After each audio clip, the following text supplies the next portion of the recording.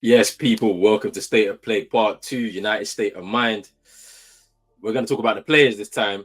So we're going to talk about the overall performance for the players last year. I'm going to talk about my disappointments and my standouts. Looking forward to this new season and what to expect from the squad as a whole, from individuals. Looking back at some of the players that were sold.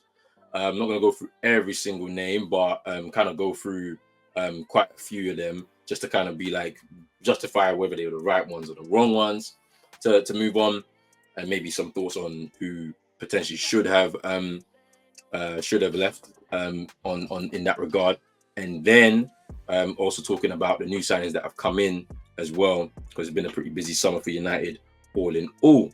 So before we do anything, people, make sure you hit that like button, subscribe button as well if you're new, hit the notification bell and all that good stuff right there. Let's get into it. So overall performance for last year, boy, it was a bad season all in all, but there's always going to be some shining lights in a bad season.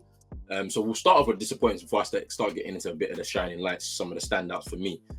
Obviously, there's the big one. Obviously, Rashford, after coming off of a 30 goal season in all comps, to be able to come into this season, and I think he ended up with maybe 12, I think, in all comps or something like that. It's a pretty poor return. And you're wondering, like, what's happened there? Like, how have we gone from one to another, right? I think part of it is, the the change in his role, essentially in the team, where now there's going to be a focus on trying to be a chance creator for Rasmus Højlund, who's coming in, striking up a chemistry with him on the pitch. And you could see there was a lot of teething problems from quite early, where he's not necessarily looking for the focal point up front. He's kind of trying to take on the chance himself, which is something that he was used to in the first season under Ten Hag. And I feel like you can see when a player is trying to force something too much, and when they're trying to force something, it doesn't always end up going the way they want it to go. And so I don't know if there's a mental thing there, if there was anything going on behind the scenes for him, but he's definitely struggled last season, and it ended up being a pretty disappointing season for him. I feel like I have a lot of sympathy for Rashford, just because I've said this many times before. Thrusted into the team at 18, and then basically was made to be the guy for United to take them from the level that they were at to a higher level, and it hasn't really worked out like that. There's been a lot of pressure on his shoulders, and now at 26, 27 years old, I believe he is, right? Like, despite everything he's done quite a lot. He's done really well, I think, in my opinion. When you're talking about an academy graduate coming into a Manchester United side where there's so much pressure, and he knows the expectation from the fans, from the world, he's done so well. But he's getting to a point where there's been one big major injury, that back injury that he kind of suffered on the Ollie. I don't know if that's affected him, because now it seems very difficult for him to be able to run past players like with that blistering pace that he used to have. And then at the same time, the fact that he's clocking close to 500 games now at 26, like, that's a lot of games. It's like you've run his body into the ground, and the fact that he hasn't necessarily stayed injury free during that time, and has had to play through some injuries during that time, it can take a toll on the body. And so that's why I have a bit of sympathy for him, because I feel like whenever we've needed him in big games, for the majority of the times, he's shown up. He's shown what it is to be a Manchester United in a big game. A lot of people maybe don't appreciate that, but I do, right? So I think it was a disappointment, and I'll speak about what we need to see more from him this season to be able to kind of right the wrongs from last season. But moving on, we'll talk about Luke Shaw. I think Luke Shaw is a name that keeps coming up, like, and has come up over the last 10 years of his time at United and stuff like that. And ultimately, I have a little bit of sympathy for him, because that injury was basically life-changing for him. The issues with professionalism, especially early on in his tenure at Manchester United, was definitely something that you could question. I think as he's gotten older, the professionalism questions have kind of gone out the window for me. It's just now the inability to stay fit. And I don't know if that's, once again, a mental thing where, he's unsure of his body. Maybe he's not doing the right things, because sometimes, as you grow older, your body changes, so you need to make tweaks. I mean, I can give you an example. Chris Smalling, when he was early on in his career at United, and he was getting injured time and time and time again. and then it got to a point where he made a lifestyle change. So he meets his wife. His wife is vegan. He decides to go vegan, and then he became, for some it must have done something with the body, with the chemistry within the body for him. He stopped getting injured, and then we actually saw the tail end of his time at United, probably him at his best. That obviously wasn't enough for where the level we were trying to reach, and ultimately he leaves the club. But it's just an example of what you can do, even if it's a small change in your diet, that you can really transform your life. Like, you know what I'm saying? So I don't know if Luke Shaw is there or thereabouts just yet, but he's still suffering injuries right now to this day. Like, he's still injured. So apparently he's going to be back after the international break. So we'll see what happens there. And let's see if he can stay fit, because I feel like when he's fit, he is one of the better players in our squad. But, you know, it is what it is. Casemiro was a big disappointment. And as I said, when I was watching him in games last season, I was thinking that he was just vacating space and just ignoring instructions, but he was being told what exactly he needs to do. Unfortunately for me, if he's going to be a part of this squad and he's incapable of doing, you know, what is required in that particular position on the pitch, you either have to tweak the tactics to be able to suit him, and I don't think you really want to do that for a 32-year-old midfielder right now when you're trying to build towards something. You can't tweak something to suit him, not in long term, but maybe in short term, just so you can get results, but not for the long term. Ultimately, his performance last year was pretty bad based off of the structural issues from the system. And so you have two choices: tweak it so that you kind of, like, as I said, you can suit him and his incapabilities and hide them and mask them, or you take him out of the team completely and play another player in that position that can actually do what you require. And there's issues with that. You take a player like that, who I don't think he'll have the biggest of ego, but he will also say, hey, I've been this player for X amount of time. I can offer a lot to this team. I should be playing. So, and whilst that's nice and well and good in the grand scheme of things, where you're trying to go, he shouldn't be the central piece to something, right? He should be somebody that's now on the fringes and is there to help go coach and develop younger players so that they can become better players, type of thing. That's what his role should be now: be a leader, a mentor. But him having to be in the line of fire week in, week out, whilst the structural issues, which is pertaining to his physical attributes, is contributing to our downfall, it just leads to disappointment. And that's why he had such a disappointing season for me. But let's part the disappointments. Let's talk about the standouts. Now, obviously, there's the big one, obviously, is Kobbie Mainoo coming into the team at such a late stage in the season and then just kind of taking off. Similar kind of trajectory, you'd say, to like how Rashford came into the team, just fearless and just was like on another level, and he was contributing in a team full of grown men, like to give us results. And Kobbie Mainoo, obviously, the epitome of that is there's two real big standout performances, right? The City Cup final, and then obviously that game against Wolves where he gets the winner, right? So it's like obviously within that he's sprinkling in good performances across the board as he plays into the team. And that was a surprise. I mean, I know that Ten Hag, there was that little clip after the League Cup final in Ten Hag's first season where he was just kind of like put an arm around Mainoo's shoulder and said, "This is going to be you." And we didn't know when that opportunity was going to come, and it came, and he's taken it and he's run with it. We have to be cautious. There'll be games where he'll make mistakes. There'll be games where he's just not at the races, but you can see there's a lot of things there. There's a lot of good fundamentals there that he's going to be a good player, a really good player, and potentially be an elite level player. Hopefully in the same way that United kind of go in that trajectory. But things are looking good, and I was so happy to see him thrive last season. It's just now there's going to be an expectation on your head. You can't really slip back, even though I would allow that because I know he's young and there's a lot of development and room to grow. But fans are unforgiving. We know this. And so if he's not performing at that level, and he's actually done pretty well to start the season, but we have to wait and see. Diogo Dalot was actually really good last season. I feel like people tend to use his previous time at United to kind of say, well, he wasn't good then. How much better is he now? Now, you got to look at Dalot, man. Dalot's journey to where he is right now, where he was the unequivocal, I don't know if I said the right word, but unrivaled player at right back for United. Wan-Bissaka wasn't getting a look in really last season unless there was needed a tactical tweak or there was an injury on the left-hand side where Dalot had to fill in left back and Wan-Bissaka had to play at right back. Because in the first season, it was a battle between the two of them.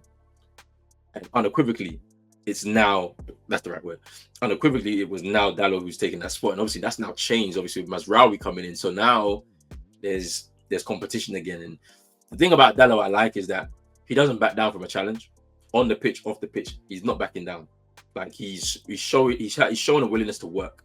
So comes in, he was a very underrated signing, you would say. Like, he'd only played 5 or 6 like first team games for Porto at the time we signed him. It was a low risk deal. It was about 15 million euros or something like that when he came in. He battled a lot with injuries, and obviously that comes with you're coming into a new country, a new environment, and a different style of play, more aggressive, maybe more physical for him, and so his body was breaking down. And he was young, so he's still growing. Is not in the manager's plans. Is kind of played sporadically here and there, but not getting a lot of game time.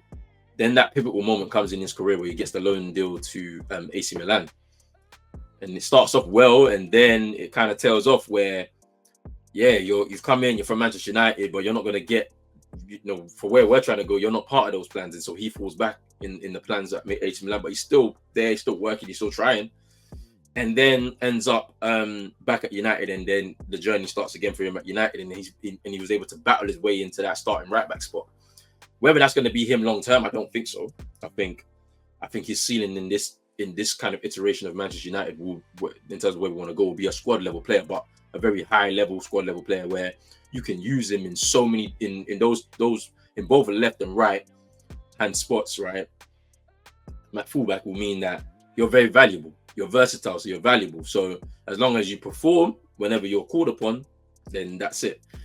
Still some kinks in his game that he needs to work out. Sometimes the defensive concentration, defensive awareness, and his positioning.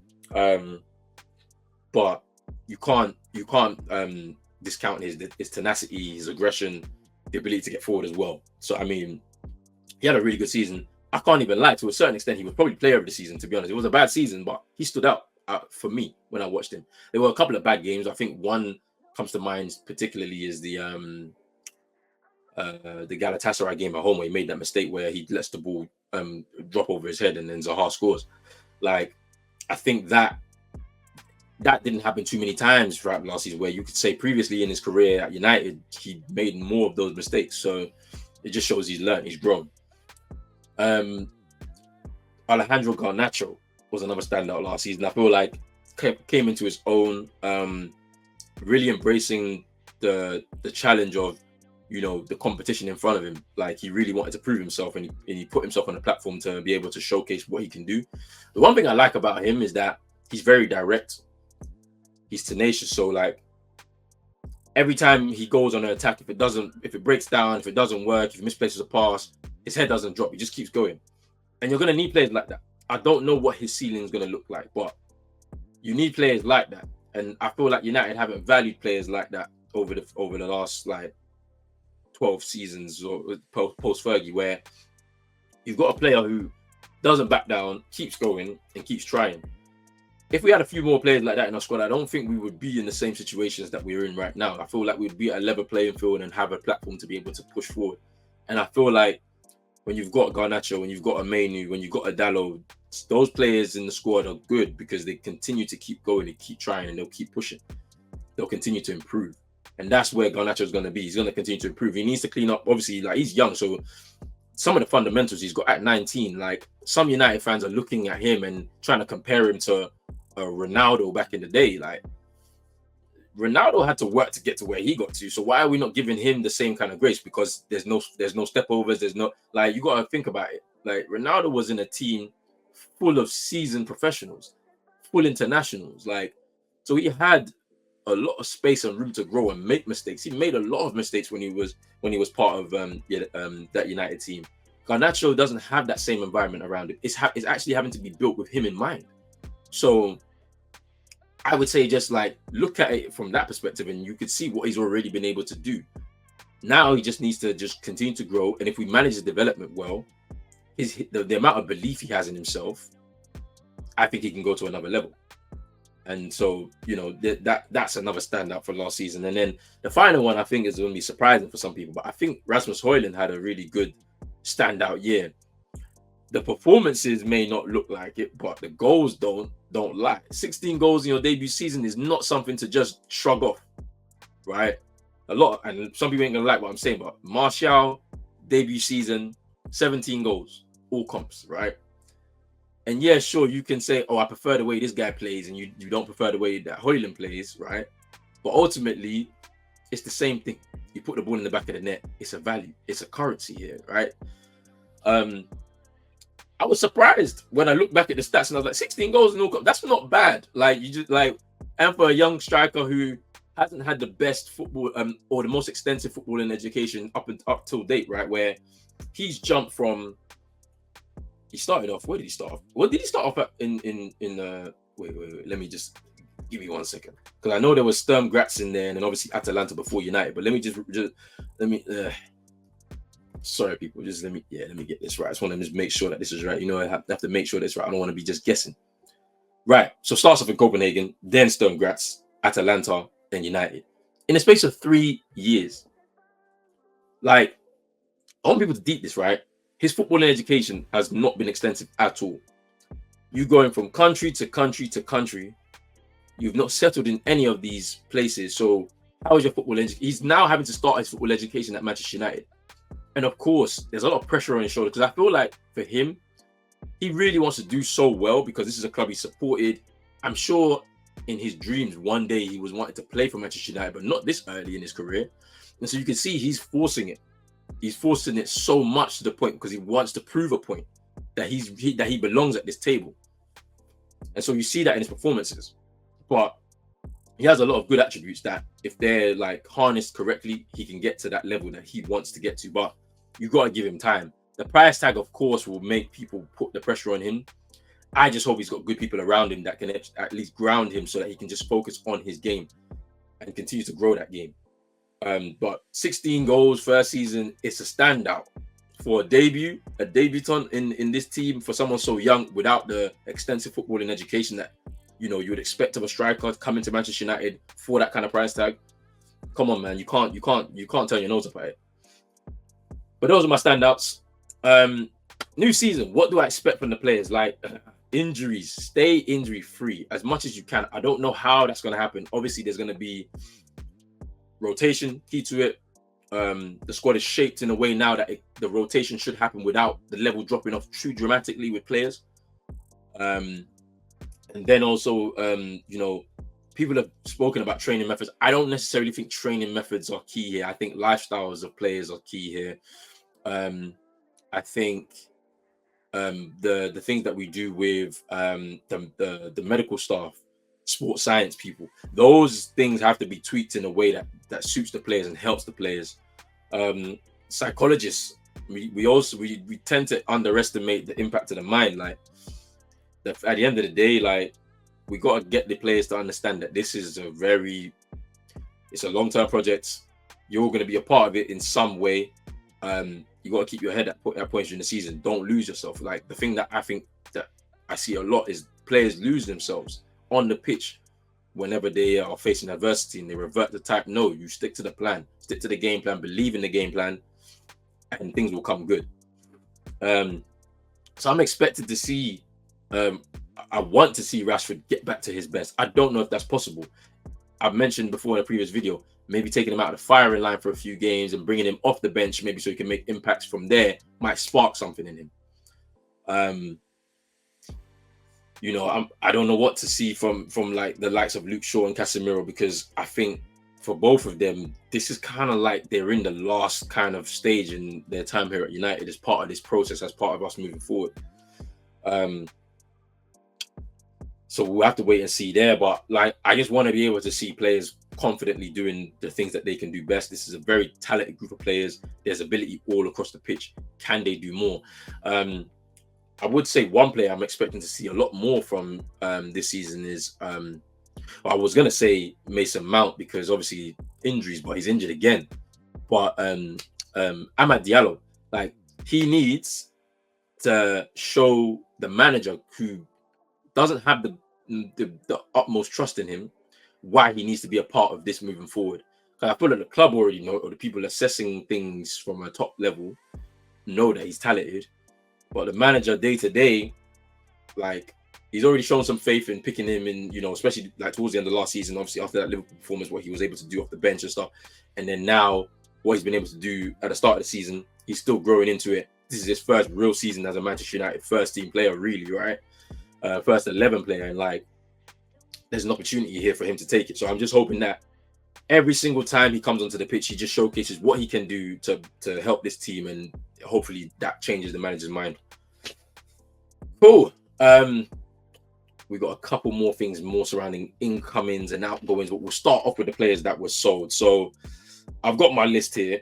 Let me get my list here. So obviously there was a longer and extensive list. But let's talk about just key standouts for players that were sold. So Mason Greenwood, that one, I say it's a win-win scenario for Manchester United. He's gone to Marseille. He's already started scoring goals for Marseille, so that's good for him, for Marseille, but also for United. I always kind of had the stance of Greenwood couldn't come back to Manchester United. We're a club that's supposed to uphold high standards. If you want to be a top club, you hold yourself like a top club. And so for me, what's happened with Greenwood and his partner and the aftermath of that, in the interim, you did what you did, and that's unforgivable. If your partner forgives you, that's between you and your partner. But you had a privilege to be in a position to play for Manchester United. You treat it as such, and he didn't treat it as such. And so as a result, whatever you did in your private life, and it's now come to light, we should not be able to accept. We're not going to be able to accept that as the club. So we'll move you on, and you will learn your lesson, I hope. So it's a win-win scenario for Manchester United. He goes off and does really well. They've got that sell-on clause in the contract. And so because of that, we're going to get, I think, close to 50% or 50% of the future transfer fee. And he's eventually going to leave Marseille. That's not going to be his home for too much longer. He's going to go to another club. I don't know where that will be. I don't know who's going to invest. It's a very interesting thing. Somebody will, but I don't know who it's going to be. But it's a win-win scenario for Manchester United. So that's there. Scott McTominay leaving and going to Napoli.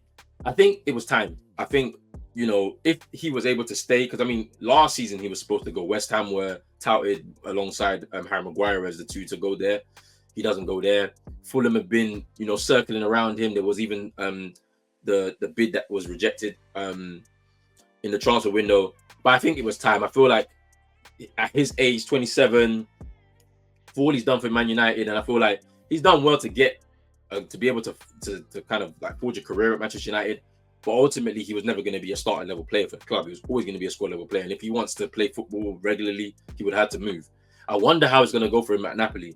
I don't know if he's going to be even good enough to start for Napoli. There's a team that a couple of years ago, I feel like they're going to be in a transitional period now, but a couple of years ago, they were the champions of Italy. So, I wonder how that's going to go for him. But, he's a good servant, and you can appreciate some of the things he was able to do, but some of the things he wasn't able to do is the reason why he's no longer part of the club. Aaron Wan-Bissaka, I think also, I've been very critical of him. I feel like whilst a lot of people have hung their hat on his defensive capabilities, I don't think that alone is enough to keep a player. You need to be a little bit more balanced. And you've seen the replacement come in Mazraoui on both ends, the right kind of blend, the right kind of mix of abilities to be able to be a solid right back for the club. So that was the right decision. And to be honest, it was probably a season too late, but he's been eventually moved on. Donny van der Beek, unlucky. I think when he came, he wasn't the first choice of the manager previously. You're thinking Ten Hag comes in, knows the player and ability to integrate, but I think Donny, for me, people say he wasn't given a fair run. I just don't think he would have worked in the Premier League, and it kind of showed up. He had his loan spell away and didn't do well at Everton either. So ultimately, you know, the people have their opinions. They feel like he didn't have the chance afforded to him, but I just think he wasn't a fit for United, unfortunately, and he's moved on. Willie Kambwala, I think this is a case of him betting on himself, deciding to go to Villarreal instead of staying at Manchester United, sign a new contract, and then potentially just falling down the pecking order because United have their own way of where they want to go in terms of centre backs. I think the injuries obviously maybe was the reason why they maybe weren't willing to invest, but now a platform to go and play regularly and potentially can come back to United because they have a buyback clause in there. So we'll see what happens with that. Alvaro Fernandez, one that people say, oh, he could have solved our left back issues last season with Luke Shaw being out and, you know, the injuries to Malacia and then obviously the regular loan that was cut short and all that. You know, he had his loan spells at Preston North End and he did reasonably okay, goes to Benfica now. There's an opportunity for him to really like develop his career, and you know how Benfica works. Players can really perform well and then they jettison them out there for a lot of money. So we'll see how that goes because there's a buyback clause. I believe there's a sell-on clause there. Pelistri as well. You know, one that didn't work out. I feel like he was kind of bolted on at the end of a transfer window and deadline day. Talented player that scouts kind of looked at. But I just ultimately don't think he's a Premier League level player. I feel like if his ceiling at United would have been, if we're looking at probably a squad level player, high level squad player, but not a starter. And so rightly so, you move him on. And hopefully he reaches that talent that a lot of people expected from him. But we'll see how that goes. And then finally, Jadon Sancho. I'm not going to speak too much on him. I just feel like for everything that's been surrounding it, I think United spent a significant amount on him, and the fact that, you know, he blew up everything based off of something he heard instead of actually going to get clarification from the manager and, you know, being able to have some dialogue and then kind of get clarification, you've basically ruined your opportunity, right? He's been given a second chance by Chelsea. I don't know how that's going to go for him. I wish him all the best, but ultimately it just didn't work out at United and they had to let him go because he was never going to see eye to eye with the manager. There's a certain level and standard you need to be if you want to be a professional footballer. And when a club spends that kind of money on you, you have to have an exemplary attitude. You know, it is what it is. I mean, he showed glimpses of his talent, but it wasn't consistent enough to be able to justify that price tag. And United have cut their losses, and I agree with that decision. But yeah, that's outgoings. I feel like there was one that I really wished happened, but it didn't happen. That was Casemiro. I just feel like his profile, what we're looking out of him in the team, he probably needs to go. The bids probably weren't what United were looking for. Maybe the projects that he was getting offered weren't something that he was looking to go at his stages of his career, and he stays. I think if he was to move up, if he was moved on in the summer transfer window, it would have been a really good window, especially with a good replacement as well. Maybe a couple of replacements. But it is what it is. Let's talk about the new signings before we wrap this up. I mean, everybody knows them. So far, Joshua Zirkzee, Lenny Yoro, Matthias de Ligt, Nusser Mazraoui, Ugarte, Sekou Kone, and Obi Martin. It's a pretty good win. I'd say it's a solid 7.5, 8 out of 10. You've got a mixture of youth and experience in there. You know, so de Ligt and Mazraoui quite experienced so far. You know, the Zirkzee signing is exciting because you're bringing in a player where kind of fills a void in the team, obviously with Martial leaving on a free, someone not similar but kind of similar in terms of like what he offers to the team. There's an ability to link up with your teammates and bring others into play. Lenny Yoro, highly rated talent. I'd never seen him play beforehand, but you know, they were talking about Real Madrid and all of this, and it's like the fact that we beat Real Madrid to the signing is really good. We've invested a significant amount, but we'll see how that goes. Obviously caught an injury. Ugarte coming in on deadline day, tenacious, someone who wants to fight, which I think is always a key attribute. Wonder how he's going to fit into the team with what is required from him from the system perspective. And then Sekou Kone and Obi Martin kind of ones to look forward to in the future. But the fact that United have tied them down now means that there's some potential that they could potentially be integrated very, very quickly, depending on how they develop. So let's see what happens there. But look, I'm just going to wrap up the video there. You don't need me to talk about the new signings and all that. You already know what's going on with those new signings. Let me know in the comments if you agree or disagree with anything I have said. We always have to chat, and I love to hear people's opinions, and I also like to give my opinions too. So make sure you do that. But this is State of Play Part 2. Make sure you stay tuned for Part 3 of State of Play, where we're going to talk about Ineos, the Ineos way, and how they've done so far in their tenure since taking a stake in the club and taking the sporting direction forward for the club. But make sure you hit that like button, subscribe button as well if you're new. Hit the notification bell for you for any new videos that I'm going to be coming out and dropping. And we'll be back with Part 3 of State of Play, people. Peace.